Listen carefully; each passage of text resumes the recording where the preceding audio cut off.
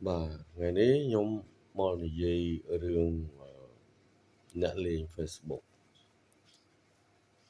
បច្ចុប្បន្ននេះអ្នកលេង Facebook ក៏គាត់មាន3ប្រភេទមិនថា Facebook មិនថា Page គឺគាត់មាន3ប្រភេទយ៉ាងម៉េចទី1គាត់អត់ចេះទី2គាត់ចេះដែរតែគាត់ចេះមិនច្បាស់ទី3គឺគាត់អ្នកចេះច្បាស់យើងមិនបាច់និយាយច្រើនអ្នកដែលមិនចេះហ្នឹងគឺមានន័យយ៉ាងម៉េចមានន័យថាគាត់ឃើញគេធ្វើបានជាផលជាប្រយោជន៍គាត់ចាប់ដើមចង់បានដូចគេហើយប៉ុន្តែគាត់អត់ដឹងមូលដ្ឋានគ្រឹះនៃការធ្វើវីដេអូឬក៏ការរកលុយតាម Facebook ហ្នឹងគាត់អត់ដឹងទេអញ្ចឹងហើយគាត់ចេះតែផុសប៉ាតណាប៉ាតណីគាត់មិនដឹងគោលការណ៍ឬក៏យ៉ាងម៉េចបោះរិញ Facebook នឹងគេបំរាមយ៉ាងម៉េចគាត់អត់ដឹងទេនឹងទី1ទី2អ្នកដែលគាត់ចេះហើយគាត់ចេះស្ទើរគាត់ចេះដែរតែគាត់ចេះស្ទើរមានន័យថាម៉េចមានន័យថាគាត់ដឹងហើយគាត់ដឹងរបៀបនៃការផុសប៉ុន្តែគាត់អត់យល់ថាគោលការណ៍ Facebook ពីដែលយើងផុសទៅវាជាប់អីខ្លះបំពេញគោលការណ៍របស់គេអីខ្លះគឺគាត់អត់យល់ទេមានន័យថាម៉េចមានន័យថាគាត់ធ្វើនៃការយល់របស់គាត់គឺគាត់យល់បាន 50% ជាងក៏គាត់ធ្វើតាមអារម្មណ៍របស់គាត់ទៅនឹងវាខុសពីអ្នកមិនចេះបើអ្នកមិនចេះគាត់អត់យល់ពីអារម្មណ៍របស់គាត់ធ្វើគាត់ចង់ថាធ្វើមិនទៅឲ្យតែបាន view ច្រើនអ្នក like អ្នក comment ច្រើនតែអាគោលការណ៍ខុសពីគោលការណ៍ Facebook មិនគឺគាត់អត់យល់ទេប៉ុន្តែបើអ្នកដែលចេះ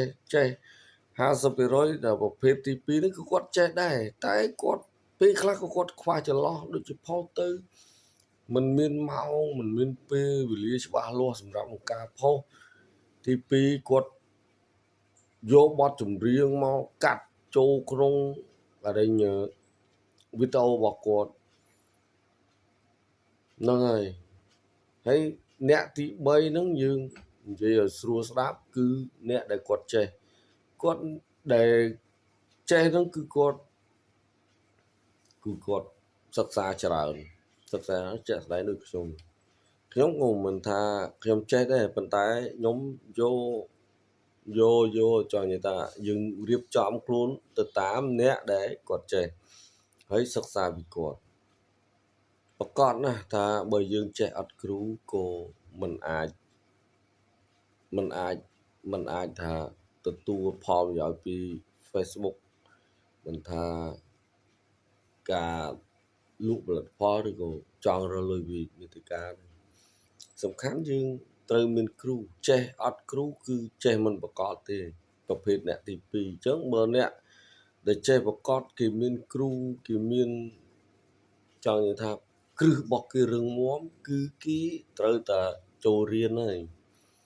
ចូលរៀនដើម្បីគេពង្រឹងខ្លួនគេឲ្យច្បាស់ជាមួយនឹងបណ្ដាញសង្គមដែលគេហៅថាសម័យយើង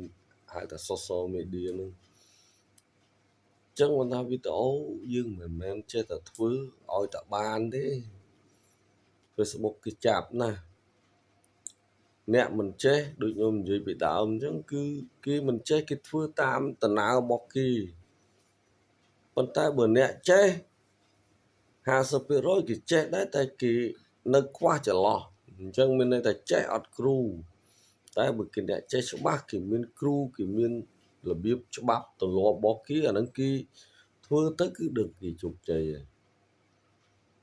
50ពីអ្នកទី2ទេ50ពីអ្នកទី2មានន័យថាម៉េចអ្នកទី2ធ្វើទៅចេះក្នុងការមួយដែលចេះហើយមិនប្រកបចេះហើយស្ទើរចេះធ្វើទៅការយកពីគេខ្លះ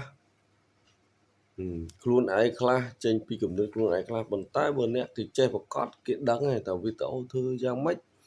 ដើម្បីផុសទៅឲ្យមាន view ឲ្យមានអ្នកតាមដានកុំឲ្យជាប់ការពមៀនរបស់ក្រុមហ៊ុន Facebook អាហ្នឹងវាចឹង ហើយចឹងបានដូចបងប្អូនឆ្ងល់អត់ពេលខ្លះវីដេអូយើងផុសវីដេអូខ្លះក៏មានរេញ view ច្រើនអ្នកតាមដានច្រើនវីដេអូខ្លះផុសទៅដែរតែវាអត់មានអ្នកតាមដានតិចអានឹងវាគូផ្សំអញ្ចឹងមកបងប្អូនចង់ចេះចង់យល់ពីការងារអស់ហ្នឹងខ្ញុំ recommend ឲ្យថាបងប្អូនគួរតែរកគ្រូទិញមេរៀនពីគេមើលទៅ page ណាឬក៏គ្រូណាដែលអាចយើងទុកចិត្តបានយើងអាចជឿជាក់បានយើងទិញមេរៀនគេទៅវាអត់មានអីពិបាកទេព្រោះសម័យនេះ Facebook គឺជាគេហៅថាប្រាក់ចំណូលទី2ពីការងាររបស់យើងធ្វើរាល់ថ្ងៃហ្នឹង